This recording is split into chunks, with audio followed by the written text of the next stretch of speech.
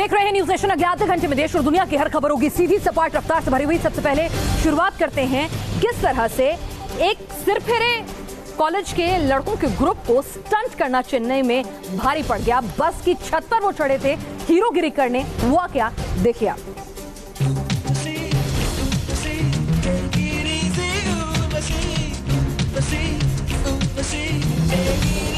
जैसा फिल्म में प्रभुदेवा कर रहे थे वैसा ही कुछ इन नौजवानों ने भी करने की कोशिश की, लेकिन वो रील थी और ये रियल लाइफ। जो हुआ वो आप खुद देख लीजिए। एक साथ 20 से ज्यादा लड़के सड़क पर आ गिरे और अब जरा पूरी तस्वीर भी देखिए। चलती बस में काली शर्ट पहने एक लड़का बस की छत पर चढ़ता है। उसके बाद दो लड़के बस की छत पर चढ़ जाते हैं। कुछ ही देर में बस की छत पर लड़कों की मंडली पहुंच जाती है। ये लड़के बस ड्राइवर के ठीक ऊपर बस की छत पर खड़े होकर शोर मचाते हैं। और फिर वो हुआ जिसकी उम्मीद इन सब में से किसी को नहीं थी। अचानक बस के ड्राइवर ने ब्रेक मारे और पलक झपकते ही छत पर बैठे लड़के नीचे आ गिरे। वीडियो चेन्नई का है और बस की छत पर चढ़े ये लड़के चेन्नई के पचियप्पा अम्बेडकर कॉलेज के छात्र बताए जा रहे हैं। वीडियो वायरल होने के बाद पुलिस ने 24 लड़कों को पकड़ लिया। और आइए आपको दिखाते हैं क्या होता है जब नेता अपने कार्यकर्ताओं की जिद नहीं करते। महाराष्ट्र के अमरावती में एक नेताजी को कार्यकर्ताओं के गुस्से को झेलना पड़ा। जिस कुर्सी के लिए नेता दिन रात मेहनत करते हैं वही कुर्सी उनके सर पर आ पड़ी। तस्वीरें महाराष्ट्र के अमरावती की हैं, जहां नेताजी कार्यकर्ताओं की मीटिंग ले रहे थे। अचानक कार्यकर्ताओं को गुस्सा फूटा और मीटिंग का माहौल हंगामे में तब्दील हो गया। कार्यकर्ताओं ने न सिर्फ नेताजी को कुर्सियों से मारा बल्कि उनके कपड़े भी फाड़ दिए। ये तस्वीरें शायद हर नेता के लिए सबक है कि जमीन पर लड़ने वाले कार्यकर्ताओं की इज्जत करें, नहीं तो ये किस्सा कुर्सी का उल्टा भी पड़ सकता है। और अब आपको दिखाते हैं खबर सिक्किम से, जहां पर लगातार हो रही बारिश के बाद अब नदियां उफान पर हैं और बाढ़ जैसी स्थिति उत्पन्न हो गई है। उफान मारती पानी की लहरें, लहरों से निकल रही आवाज बता रही है कि लहरों में कितना जोर है। लहरों का वेग इतना है कि रास्ते में आने वाली बड़ी से बड़ी चीज को भी अपने साथ बहाकर ले जा सकती है। उत्तरी सिक्किम के कई इलाके बाढ़ जैसे हालात का सामना कर रहे हैं। दरअसल सिक्किम में तेज बरसात हो रही है, जिसके चलते नदियों का जलस्तर बढ़ गया है। सिक्किम के जीमा में भारी बरसात के बीच सैलानी फंस गए थे। तकरीबन 250 से 300 सैलानी तेज बरसात के चलते जीमा में फंस गए थे। स्थानीय पुलिस और GRI की मदद से इनको रेस्क्यू किया गया। और अब आपको दिखाते हैं किस तरह से पुलवामा हमले के 4 महीने बाद हमले के आखिरी आतंकी को भी मौत के घाट उतार दिया। सेना ने बदला लिया पुलवामा एनकाउंटर का पूरी तरह से। आज अनंतनाग में हुए एनकाउंटर में तौसीफ को भी मार गिराया गया। यही है वो घर जहां पुलवामा के गुनहगारों को अपनी कब्र नसीब हुई। अनंतनाग के मरहम में हुए एनकाउंटर में जैश के 2 आतंकी ढेर कर दिए गए। इनमें पहला नाम सज्जाद भट्ट का था। सज्जाद भट्ट वही आतंकी था जिसने पुलवामा हमले के लिए गाड़ी मुहैया कराई थी। दूसरे आतंकी का नाम तौसीफ था, जो सज्जाद का हैंडलर था और पुलवामा हमले की साजिश में शामिल था। मंगलवार सुबह एनकाउंटर शुरू हुआ और कुछ ही घंटों के अंदर मसूद के 2 गुर्गे मौत की नींद सुला दिए गए। ऑपरेशन में सेना का एक जवान भी शहीद हुआ। मरहम एनकाउंटर के साथ ही घाटी में इस साल मारे गए आतंकियों का आंकड़ा 118 पर पहुंच गया है। जम्मू कश्मीर के पुंछ में आज सेना ने हथियार बरामद किए आतंकियों के, लेकिन जो हथियार बरामद हुए वो मेड इन अमेरिका थे। तो सवाल ये उठ रहा है कि आखिर हथियार घाटी में पहुंचे कैसे। ये है हथियारों का वो जखीरा जो मेंढर से बरामद हुआ है और इस जखीरे में सबसे ज्यादा चौंकाते हैं ये 2 हथियार। जवानों ने जो बरामदगी की है उनमें 2 अमेरिकी पिस्टल भी मिली। अमेरिकी हथियार मिलने के 2 ही मायने हो सकते हैं, या तो ये हथियार तालिबान से कश्मीरी आतंकियों तक पहुंचे या फिर पाकिस्तानी फौज ने सीधे आतंकियों को अमेरिकी हथियार दिए, क्योंकि अमेरिकी हथियारों तक इन्हीं दोनों की पहुंच है। अफगानिस्तान में तालिबान और अफगानिस्तान से सटे खैबर पख्तूनख्वा में लश्कर और जैश। इसी वजह से कयास लगाए जा रहे हैं कि हथियारों का यह जखीरा जैश या लश्कर के आतंकियों का हो सकता है। और अनंतनाग एनकाउंटर में शहीद हुए मेजर केतन का शव आज उनके घर पर पहुंचा। उनके पार्थिव शरीर को देखकर परिवार वाले गमजदा थे, तो अपने शहीद को अंतिम विदाई देने के लिए पूरा शहर उमड़ पड़ा। शहीद के ताबूत पर लिपटा तिरंगा और उस तिरंगे में लिपटकर रोती बहन बार बार चिल्लाती, भैया लौट आओ ना। जिस बहन पर मेजर केतन जान छिड़कते थे वो बहन आज भाई के लौटने की गुहार लगा रही थी। तो माँ का भी रो रो कर बुरा हाल था। तिरंगे में लिपटकर जब मेजर केतन की अंतिम यात्रा आगे बढ़ी तो माँ मानो बेसुध हो गई। आंखों के सामने जवान बेटा जो चला गया था, जिसने भी ये मंजर देखा उसकी आंखें छलक आई। और जब मेजर केतन की अंतिम यात्रा आगे बढ़ी तो हर जुबान से बस एक ही नारा निकला, केतन तेरा ये बलिदान नहीं भूलेगा हिंदुस्तान। पटना से मुजफ्फरपुर की 2 घंटे की दूरी तय करते करते नीतीश कुमार को 15 दिन और 100 से ज्यादा बच्चों की मौत का इंतजार करना पड़ा। केंद्रीय स्वास्थ्य मंत्री पहुंच गए, लेकिन नीतीश आज जब पहुंचे मुजफ्फरपुर तो लोगों का गुस्सा जायज था, क्योंकि नीतीश ने आते आते बहुत देर कर दी।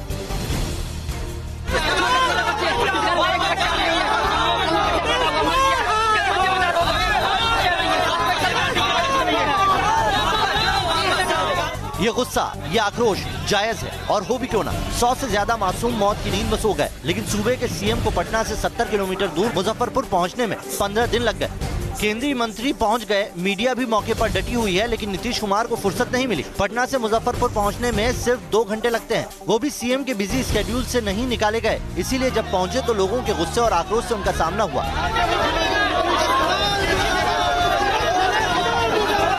और तो और जाते जाते काम के लिए अस्पताल प्रशासन की पीठ भी ठोक गए। अगर सीएम साहब 100 से ज्यादा बच्चों की मौत के बाद भी अस्पताल के कामकाज से खुश हैं, तो कुछ कहने सुनने की गुंजाइश नहीं बचती। सवाल सिर्फ देरी से पहुंचने का ही नहीं है, कई और ऐसे सवाल हैं जो नीतीश को कटघरे में खड़ा करते हैं। 100 से ज्यादा मासूम बच्चों की मौत को लेकर सीएम नीतीश कुमार पर सीधे सवाल उठते हैं। जब केंद्र और मानवाधिकार आयोग ने भी मामले में संज्ञान ले लिया, तो नीतीश कुमार की नींद इतनी देर बाद क्यों टूटी? उन रिसर्च सेंटर्स का क्या हुआ जिनके बनाए जाने का पिछली बार दावा किया गया था, और अब तक की रिसर्च में आखिर सामने क्या आया? मुजफ्फरपुर में बच्चों की मौत के बढ़ने के आंकड़े का इंतजार क्यों किया गया? सीएम ने दौरे से पहले जिला अस्पताल में सुविधाएं नहीं थी या कम थी, तो बच्चों को पटना रेफर क्यों नहीं किया गया? केंद्र सरकार से मदद क्यों नहीं मांगी गई? ऐसे कई सवाल हैं जो नीतीश सरकार को इस बीमारी को लेकर कटघरे में खड़ा करते हैं। मुजफ्फरपुर गया में चमकी बुखार से बच्चे दम तोड़ रहे हैं, तो बिहार में गर्मी भी जो है वो आफत का सबब बनी हुई है। अगर बिहार की बात करें तो कई जगहों पर धारा 144 प्रचंड गर्मी के चलते लगाने की नौबत आ गई है, क्योंकि पिछले 3 से 4 दिनों के अंदर अंदर 200 से ज्यादा मौतें सिर्फ गर्मी से हुई हैं, और एक बार फिर सरकार ने कुछ नहीं किया इसको लेकर। देश में लू से 300 से ज्यादा लोगों की मौत, बिहार में आंकड़ा 200 के पार। बिहार के लिए गर्मी मानो महामारी बन चुकी है। यही वजह है कि अभी गर्मी के चलते बिहार में कर्फ्यू जैसे हालात हो गए हैं। बिहार में लू के कहर के चलते बिहार के कई हिस्सों में धारा 144 लगाई गई है। 23 जून तक सभी सरकारी स्कूलों को बंद करने के आदेश दिए गए हैं। दक्षिण बिहार में कई शहरों की दुकानें सुबह से शाम तक बंद रखने के भी आदेश हैं। सरकारी और गैर सरकारी कंस्ट्रक्शन वर्क को बंद करा दिया गया है। खुले में होने वाले सांस्कृतिक और अन्य कार्यक्रमों पर सुबह 11 से शाम 4 बजे तक रोक लगाई गई है। तो मोदी सरकार ने एक बार फिर से सरप्राइज पैकेज दिया है। लोकसभा के नए स्पीकर बिरला होंगे। आखिर ये कौन है, कहां से आए, किस तरह से ये बने मोदी सरकार की पसंद स्पीकर के लिए, दिखाते हैं हम। ओम बिरला 17वीं लोकसभा के संभावित स्पीकर। ये नाम आम जन के लिए भले ही अनजान हो, लेकिन 17वीं लोकसभा में ओम बिरला नए स्पीकर हो सकते हैं। कयासों की रेस में ओम बिरला का नाम सबसे आगे चल रहा है। आइए आपको बताते हैं कि ओम बिरला कौन है। वैश्य बिरादरी से ताल्लुक रखने वाले ओम बिरला राजस्थान से आते हैं। 2014 की 16वीं लोकसभा में कोटा से पहली बार सांसद बने। 17वीं लोकसभा में भी इसी सीट से चुनकर फिर संसद पहुंचे। 2003 से 2013 तक कोटा से 3 बार विधायक रहे। इसके अलावा कई संसदीय समितियों के सदस्य भी रह चुके हैं। ये पहली बार नहीं है जब पीएम मोदी के फैसले ने लोगों को चौंकाया हो। रामनाथ कोविंद को राष्ट्रपति, प्रताप चंद्र सारंगी को राज्य मंत्री, मनोहर लाल खट्टर को हरियाणा का सीएम और रघुवर दास को झारखंड का सीएम बनाकर पीएम मोदी लोगों को पहले भी सरप्राइज दे चुके हैं। अगर ओम बिरला के नाम पर मोहर लगती है तो ये एक बार फिर उनका चौंकाने वाला फैसला होगा। और खबरों के बीच में अब वक्त हो गया है उन खबरों का जो सोशल मीडिया पर वायरल हो रही हैं। वायरल करते नियम अगर अपनाएगा। दिल्ली पुलिस के एक कांस्टेबल का वीडियो वायरल हो रहा है। यह है कांस्टेबल संदीप शाही, जिन्होंने एक रैप सॉन्ग बनाया है, लोगों को ट्रैफिक रूल मानने की नसीहत दी है। तेरा टाइम आएगा, ट्रेन बुलेट सी बाइक चलाएगा, नशे में तू गाड़ी उड़ाएगा तो तेरा टाइम आएगा। हांगकांग में चीन के खिलाफ हुए प्रदर्शनों का भी एक वीडियो वायरल हो रहा है। लाखों की भीड़ सड़क पर जमा थी, तभी एक एम्बुलेंस आई और बिना किसी हंगामे के हजारों लोग सड़क से दूर हो गए और एम्बुलेंस को जाने दिया।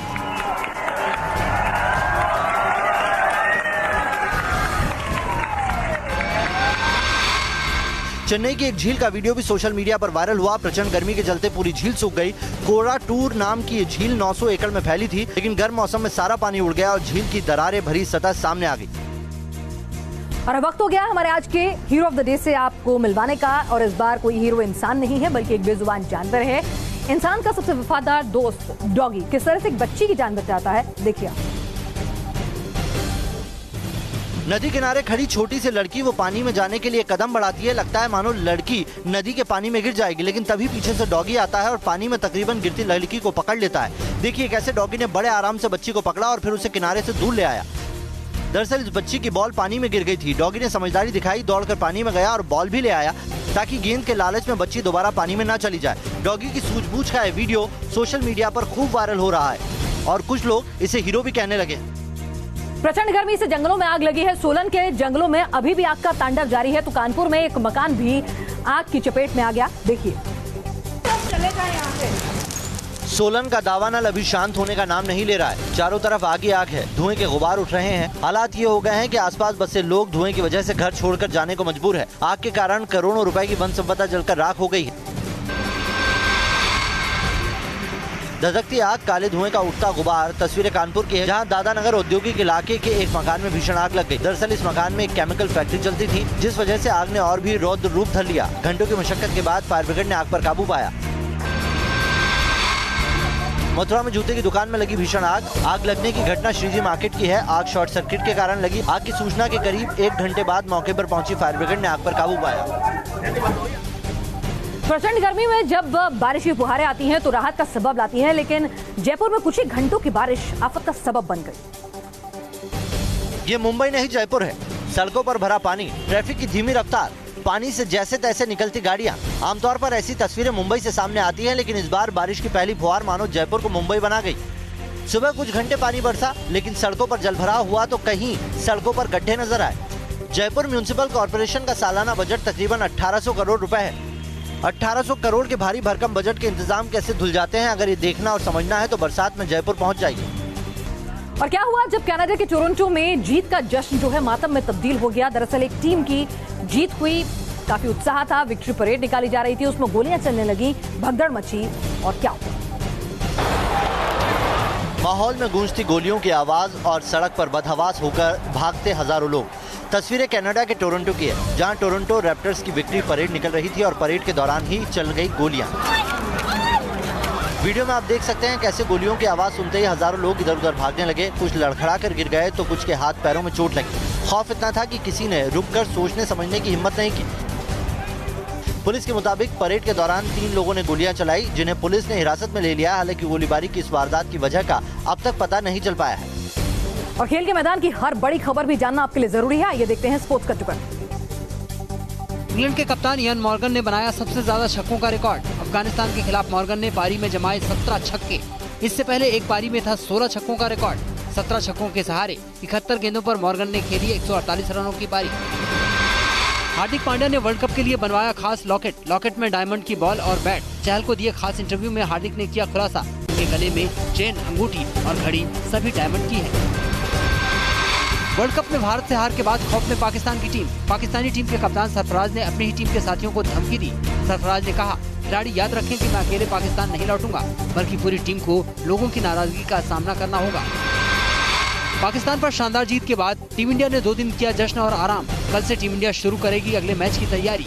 22 जून को अफगानिस्तान से है टीम इंडिया का अगला मुकाबला। चीन में भारी बारिश और बाढ़ के बीच में अब भूकंप जो है और बर्बादी और तबाही लेकर आया है। सोमवार की रात सिचुआन की नींद भूकंप के झटकों से खुली। लोग अचानक घरों से बाहर निकले और भागने लगे। हिलते हुए कैमरे की ये तस्वीर आपको बता देगी कि सिचुआन को भूकंप ने किस कदर झकझोर दिया। कुछ ही देर में भूकंप की तबाही की तस्वीरें आनी भी शुरू हो गई। कई इलाकों में मकान ढह गए थे और लोग मकानों के नीचे दबे मिले। कुछ इलाकों में घायलों की तादाद की इमरजेंसी सर्विसेज के कैंप लगाने पड़े। खबरों के मुताबिक सिचुआन में आए भूकंप के चलते 12 लोगों की मौत हो चुकी है और 50 से ज्यादा लोग गंभीर रूप से घायल। और अब आपको दिखाते हैं तमाम रुपहले पर्दे की खबरें जो जानना आपके लिए जरूरी है। Cinema cut to cut. Amitabh Bachchan की नातिन नव्या नवेली नंदा ने शेयर किया वीडियो में नव्या अमेरिका की सड़कों पर एक्सरसाइज करती दिखाई दी। प्रीति जिंटा ने भी इंस्टा पर शेयर किया जिम में एक्सरसाइज करते हुए वीडियो में देखा जा सकता है कि प्रीति फिट रहने के लिए किस कदर मेहनत करती है। प्रियंका ने शेयर किया अपना डांस वीडियो, जिसमें वो न्यूयॉर्क में अपनी नन्ही फैन के साथ हिंदी गाने पर ताल से ताल मिला रही हैं।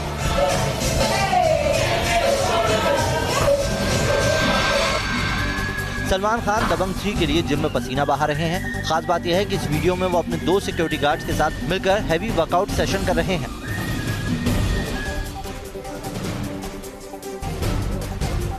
और अब आपको दिखाते हैं किस तरह से हमने आपको देश दुनिया, जुर्म की दुनिया, खेल के मैदान, सिनेमा के पर्दे की हर खबर आपको दिखाई, हर पहलू के साथ रफ्तार से भरी हुई इस अंदाज में खबरों के सिलसिले को लेकर कल सुबह 9 बजे फिर हाजिर होंगे। तब तक के लिए दीजिए इजाजत। आप देख रहे हैं